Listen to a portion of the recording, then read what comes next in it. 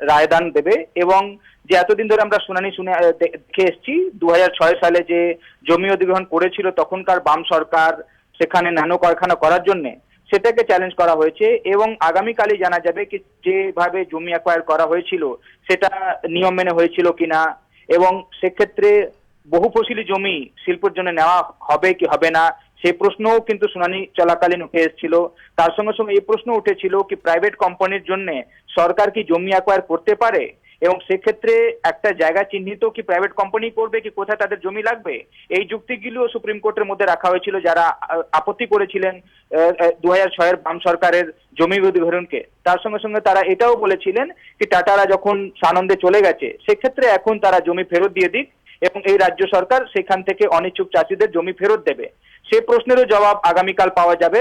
এবং তার সঙ্গে সঙ্গে আরো প্রশ্নগুলো উঠে এসছে শুভ্রজিৎ, কি যে অনিচ্ছুক চাষিরা যারা কম্পেনসেশন নেয়নি, যারা ক্ষতিপূরণ নেননি, তাদের কি হবে, তারা কি টাকা ফেরত পাবেন? কেন কি এই যুক্তি টাটাদের আইনজীবীদের তরফ থেকে দেওয়া হয়েছিল শিল্পের জন্য যে পুরনো আইন রয়েছে সেক্ষেত্রে যদি জমি একবার যদি জমি অ্যাকোয়ার করে নেওয়া হতে পারে সেক্ষেত্রে সেটা আর ফেরত করা যাবে না। এই যুক্তিও দেওয়া হয়েছিল টাটাদের তরফ থেকে কি তাদের সানন্দে ফেজ 1 গেছে, ফেজ 2-তে তারা সিঙ্গুরেই কারখানা করতে চান। টাটাদের আইনজীবী এটাও বলেছিলেন কি জমি এখন আর ফসলের মতন নেই, সেখানে প্রচুর ইট এবং কনক্রিট ভরে দেওয়া হয়েছে, সেক্ষেত্রে কৃষকরা যদি জমিও পান সেখানে আর চাষ হবে না। এবং শেষের দিকে আমরা দেখেছিলাম টাটাদের আইনজীবী যুক্তি দিয়েছিলেন বিভিন্ন রাজ্যের এইভাবে অধিগ্রহণ নিয়ে সমস্যা যেখানে হয়েছে তারা বলেছিলেন কি প্রয়োজন যদি মনে করে সুপ্রিম কোর্ট সেক্ষেত্রে এটাকে আরো একটা লার্জার বেঞ্চের কাটে পাঠাতে তারা পারেন, এই যুক্তিও রাখা হয়েছিল। তবে বারবারই যারা বিরোধিতা করছিলেন তারা বলেছিলেন কি জোর করে জমি নেওয়া হয়েছিল। পশ্চিমবঙ্গের মতো রাজ্য যেখানে বহুফসলি জমি সেখানে অনেক বেশি ছিল, সেই জমি কেন নেওয়া হলো, কেন যে ইনফার্টাইল ল্যান্ড গুলো রয়েছে রাজ্যের মধ্যে বিভিন্ন জায়গায় সেই জমিগুলো কেন নেওয়া হলো না, টাটারা কেন চিহ্নিত করলো জমি এবং রাজ্য সরকার অ্যাকোয়ার করলো, সেটা নিয়ম মানা হয়নি। তার সঙ্গে সঙ্গে এই যুক্তিগুলো দেওয়া হয়েছিল কি অনিচ্ছুক চাষিরা যারা ক্ষতিপূরণের টাকা নেয়নি তাদের জমি কেন ফেরত দেওয়া হবে না, সেই যুক্তিও রাখা হয়েছিল শুভ্রজিৎ। এবং তার সঙ্গে আমরা জানি কি রাজ্য সরকার ইতিমধ্যে সিঙ্গুর আইন নিয়ে এসেছিল, বিধানসভায় পাস করানো হয়েছিল এবং ডিভিশন বেঞ্চ সেটাকে অবৈধ বলেছিল। তারপরে কিন্তু সুপ্রিম কোর্টে রাজ্য সরকারও এসছে, সেক্ষেত্রে সেটা নিয়েও কি সুপ্রিম কোর্ট আগামীকাল কিছু বলবে?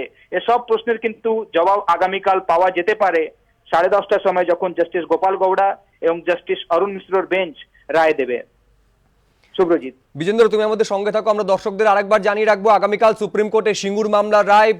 সিঙ্গুর আইন বৈধ নাকি অবৈধ, কে ফেরত পাবে জমি, টাটা ফেরত পাবে নাকি জমি ফেরত পাবে অনিচ্ছুক কৃষকেরা, একাধিক প্রশ্ন রয়েছে যার উত্তর আগামীকাল পাওয়া যেতে পারে, কারণ সকাল 10:30টায় সিঙ্গুর মামলার রায় ঘোষণা।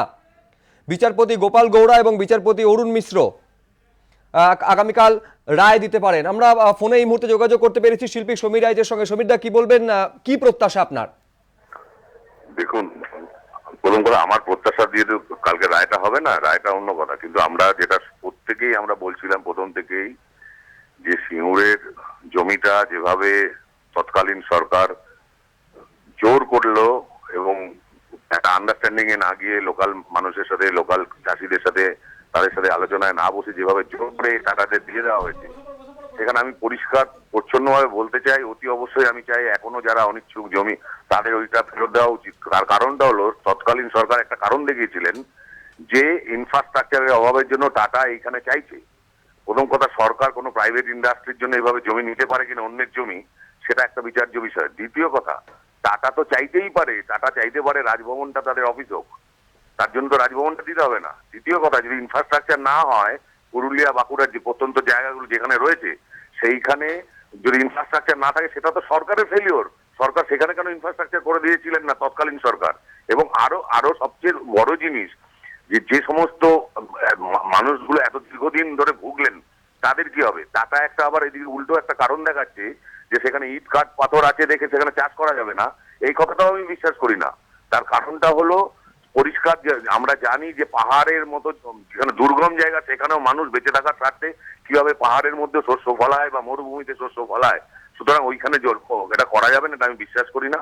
টাটারা নিশ্চয়ই আসুক, আমাদের এখানে ইন্ডাস্ট্রি আসুক, এটা ওয়েলকাম, মোস্ট ওয়েলকাম। কিন্তু তা বলে এমন কোনো জায়গায় নয়, এটা একটা ফার্টাইল ল্যান্ড, সেইখানে যেখানে বহু কৃষক সেখানে সুন্দরভাবে সার্ভাইভ করছিলেন। তার থেকে বরঞ্চ যেই জায়গাগুলো আমাদের ডেভেলপমেন্টের দিক দিয়ে পিছিয়ে রয়েছে, যে সমস্ত ডিস্ট্রিক্ট গুলো পিছিয়ে রয়েছে, সেখানে যদি বর্তমান সরকার তাদেরকে ব্যবস্থা করে দেন, সেই ইনফ্রাস্ট্রাকচার দেন, তাহলে বোধহয় আমাদের রাজ্যের পক্ষে ভালো হয় এবং এই নিরপরাধ মানুষগুলোর মুখে হাসি ফোটে। ধন্যবাদ আপনাকে। শিল্পী সমীর রাইতের সঙ্গে আমরা কথা বললাম। আপনাদের আমরা আরেকবার জানিয়ে রাখবো, এই মুহূর্তে সব থেকে বড় খবর, আগামীকাল সুপ্রিম কোর্টে সিঙ্গুর মামলার রায় ঘোষণা। একাধিক প্রশ্ন, তার উত্তর আগামীকাল পাওয়া যেতে পারে। এই প্রশ্নের উত্তরও পাওয়া যেতে পারে, সিঙ্গুর আইন বৈধ নাকি অবৈধ, কে ফেরত পাবে জমি, টাটা নাকি ফেরত পাবে অনিচ্ছুক কৃষকেরা। বিজেন্দ্র সিংহ আমাদের সঙ্গে ফোন লাইনে রয়েছেন। অর্থাৎ বিজেন্দ্র, একগুচ্ছ প্রশ্ন রয়েছে, আগামীকাল যথেষ্ট সম্ভাবনা রয়েছে সমস্ত প্রশ্নের উত্তর মেলার। হ্যাঁ শুভ্রজিৎ, মূল সব থেকে বড় প্রশ্ন সেটা হলো 2006 সালে তখনকার বাম সরকার যে জমি অ্যাকোয়ার করেছিল সেটাও প্রশ্নের মুখে রয়েছে এবং তারও জবাব হয়তো আমরা আগামীকাল পাবো সুপ্রিম কোর্টে 10:30টার সময়, যখন জাস্টিস গোপাল গৌড়া এবং জাস্টিস অরুণ মিশ্র তাদের জাজমেন্ট দেবেন। কিন্তু সেই প্রশ্নগুলো 2006 থেকে স্টার্ট হয়ে কিন্তু দীর্ঘদিন ধরে আমরা দেখেছি কলকাতা হাইকোর্টে হিয়ারিং চলেছে, সেখানে জাজমেন্ট হয়েছে। সুপ্রিম কোর্টে গত কয়েক বছর ধরে আমরা দেখছি সেখানে শুনানি হয়েছে। প্রায় কয়েক মাস হলো শুনানি কমপ্লিট হওয়ার পর জাজমেন্ট রিজার্ভ করে দিয়েছিলেন জাস্টিস গৌড়া এবং জাস্টিস মিশ্রা। সেটা আগামীকাল 10:30টায় তারা জাজমেন্ট দেবেন। তবে যে প্রশ্নগুলো তুমি বলছিলে তার মধ্যে সব থেকে প্রথম প্রশ্ন এটাই হচ্ছে কি 2006 সালে যে তখনকার বাম সরকার জমি অ্যাকোয়ার করেছিল সেটা নিয়ে প্রশ্ন তোলা হয়েছে। অনিচ্ছুক চাষীদের জমি কেন নেওয়া হয়েছিল, যারা ক্ষতিপূরণ নেননি তারা কেন জমি ফেরত পাবেন না। 400 একর জমির একটা প্রশ্ন উঠেছিল, যেটা তখনকার বিরোধী দল টিএমসি তরফ থেকে বলা হয়েছিল কি যারা অনিচ্ছুক রয়েছেন এবং 400 একর জমি এরম রয়েছে সেই জমি কেন ফেরত হবে না, সেই প্রশ্ন তারা করেছিলেন। তার সঙ্গে সঙ্গে সরকার পাল্টানোর পর আমরা দেখেছি সুপ্রিম কোর্টের মধ্যে কল্যাণ ব্যানার্জির মতো আইনজীবীরা তারা এই প্রশ্নও করেছেন কি বহু ফসলি জমি কেন নেওয়া হবে শিল্পের জন্য, কেন যেখানে ফার্টাইল ল্যান্ড ইনফার্টাইল ল্যান্ড যেখানে রয়েছে সেই জমিগুলো কেন নেওয়া হবে না। তার সঙ্গে সঙ্গে প্রাইভেট কোম্পানির জন্য কেন সরকার জমি অ্যাকোয়ার করবে এবং সেই প্রাইভেট কোম্পানি কেন জায়গা চিহ্নিত করবে। তার জবাবে অবশ্যই টাটাদের আইনজীবীদের যুক্তিগুলো ছিল কি তাদেরকে রাজ্য সরকারই অপশনগুলো দিয়েছিল এবং সেক্ষেত্রে যেটা তাদের পছন্দ হয়েছিল তারা সেটা রাজ্য সরকারকে জানিয়েছিলেন। টাটাদের এই যুক্তিও ছিল কি এই জায়গায় কিন্তু আর চাষ হবে না, সেক্ষেত্রে এখন এই জমিটা ফেরত দেওয়া যায় না।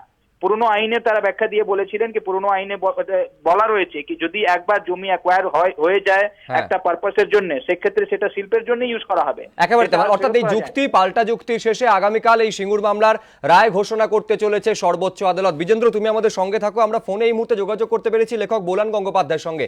বোলানদি, আপনি কি ভাবছেন? দেখো, এটা তো একটা বহু সময় ধরে আমরা এই রায়টার জন্য অপেক্ষা করে আছি। সিঙ্গুরের আন্দোলনের সঙ্গে প্রত্যক্ষ এবং পরোক্ষভাবে জড়িত যারা, তারা সবাই এই রায়টার মুখের দিকে তাকিয়ে আছে। কিন্তু আজকে এই রায় কি হবে সেটা আমরা কেউ জানি না, কিন্তু যেটা জানি সেটা হচ্ছে এই রায় কোনোভাবেই আর চাষিদের কোনো কাজে লাগবে না। অর্থাৎ এই যে জমিটাতে অরিজিনালি ভাবা হয়েছিল যে এই জমিটা ফেরত চাষি যদি দিতে অনিচ্ছুক থাকে তাহলে যদি ফেরত পাওয়া যায় তাহলে তারা আবার তাদের মতো করে চাষ করবে, কিন্তু এই জমিটা তো একেবারেই নষ্ট হয়ে গেছে। মানে প্রথমত তো এতদিন এটাকে অনাবাদি খারাপ করে রাখা হয়েছে, আর দ্বিতীয়ত এটা যখন কিনা মামলা শুরু হওয়ার আগে থেকেই এই জমির ভেতরে কাকড়, বালি, ফ্লাই অ্যাশ সমস্ত কিছু ফেলা হয়েছে। এটাকে একটা শিল্পের জমি তৈরি করার জন্য এর যা কিছু মানে কৃষি গুণ সেটা নষ্ট করে দেওয়া হয়েছে। ফলে আজকে এই জমি, তবে হ্যাঁ এটা বলতে পারা যায় যে যদি চাষিকে জমি ফেরত দেওয়ার কথা সুপ্রিম কোর্ট মেনে নেয় তাহলে সেক্ষেত্রে একটা নৈতিক জয়ের ব্যাপার আছে। কিন্তু সিঙ্গুরকে নিয়ে যে রাজনীতিটা হলো সেইটা খুবই ঘৃণ্য এবং সেইটা খুবই নক্কারজনক, সেটা একটা শিক্ষাও বটে আমাদের আমজনতা এবং বিশেষত কৃষকদের জন্য। একটা বড় শিক্ষা নিয়ে এসেছে এই সিঙ্গুরের ঘটনাটা। যেভাবে রাজনীতি এটাকে হাইজ্যাক করলো এবং রাজনীতি যেভাবে এই পুরো ব্যাপারটাকে ব্যবহার করলো, কৃষকদের একটা ন্যায্য দাবি, সেই দাবি এবং সেই আন্দোলন সেটাকে কিভাবে ঘুরিয়ে দেওয়া হলো, এইটা একটা মানে দৃষ্টান্ত হয়ে রইল। আবার এটাও ঠিক যে গোটা ভারতবর্ষে সিঙ্গুরই প্রথম না বলেছে। সিঙ্গুরের এই না বলাটা এবং সেটা টাটার মুখের উপর না বলা, এইটা কিন্তু এরও একটা ঐতিহাসিক মূল্য রয়ে গেল। কিন্তু এই জমি এখন আর, এবং বহু মানে কৃষক মারা গেছেন, বহু পরিবার একেবারে মানে বলতে গেলে শেষ হয়ে গেছে। ভীষণ দারিদ্র্যের মধ্যে তারা দিন কাটিয়েছে এবং এখনো কাটাচ্ছে।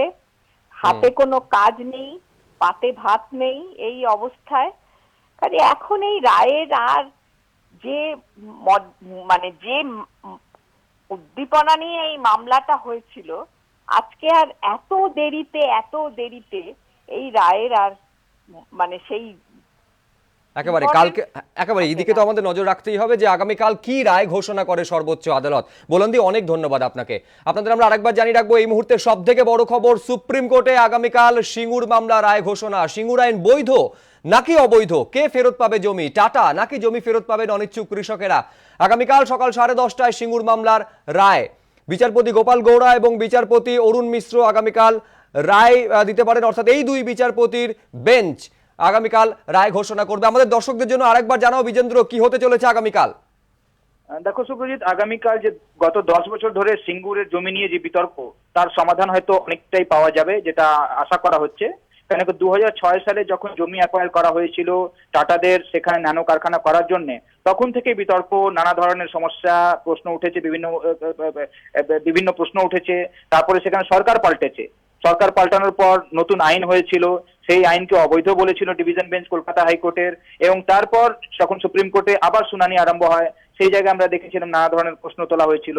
সেই প্রশ্নের জবাবগুলো আগামীকাল সুপ্রিম কোর্ট যখন রায় দেবে 10:30টার সময়, সেটাতে আমরা পেতে পারি। তার মধ্যে অবশ্যই আমরা জানি কি একটা 2006-এর যেভাবে অ্যাকোয়ার করা হয়েছিল জমি, সেটা নিয়ে প্রশ্ন তোলা হয়েছিল, কি জোর করে জমি কেন নেওয়া হয়েছে। দ্বিতীয়ত, যারা অনিচ্ছুক কৃষক, যারা কম্পেনসেশন নেননি, যারা ক্ষতিপূরণ নেননি, তাদের জমি কেন ফেরত দেওয়া হবে না। এরকম 400 একর জমি রয়েছে, এই কথাও বলা হয়েছিল। বহু ফসলি জমি কেন নেওয়া হবে, কেন যেখানে এরম জায়গায় জমি নেওয়া হবে না যেখানে বহু ফসলি নেই, সেই জায়গায় প্রশ্ন রয়েছে। একটা প্রাইভেট কোম্পানির জন্য কি সরকার জমি অ্যাকোয়ার করতে পারে, সে প্রশ্ন রয়েছে।